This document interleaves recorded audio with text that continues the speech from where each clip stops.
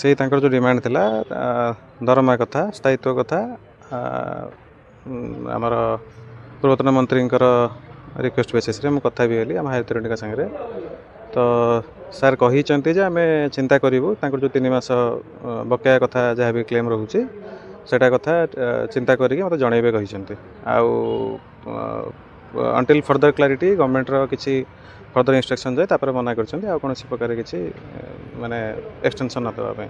ସେମାନେ କରିବେ ନା ବର୍ତ୍ତମାନ ଯେହେତୁ ପୂର୍ବତନ ମନ୍ତ୍ରୀ କହୁଥିଲେ ଯେ ତାଙ୍କୁ ଏକ୍ସଟେନସନ୍ ଦିଆଯାଉ till final decision of the ଦେଖନ୍ତୁ ମାନେ ଯେମିତି ଏଇଟା ମୋର ଅଛି ଅଥରିଟି ବି ରହୁନି ମାନେ କିଛି ବି ଏଠି ଡିସିସନ୍ ଦେବା ପାଇଁ।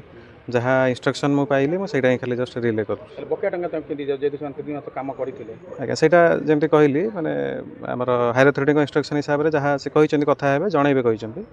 ତେଣୁ ଯାହା ଇନଷ୍ଟ୍ରକ୍ସନ୍ ଆସିଲେ ସେଇ ହିସାବରେ ଆମେ ଦେଖିବୁ ଯେମିତି କ'ଣ ଯାହା ଆସିପାରିବ। ନା ଆପଣ ତ ଆଗରୁ କହୁଥିଲେ ଯେ ସେମାନେ ଏଠି କାମ କରୁଛନ୍ତି ତାର କିଛି ଡକ୍ୟୁମେଣ୍ଟାରୀ ଏଭିଡେନ୍ସ ନାହିଁ, ତେଣୁ ବକେୟା ପେମେଣ୍ଟ କେମିତି ହେବ?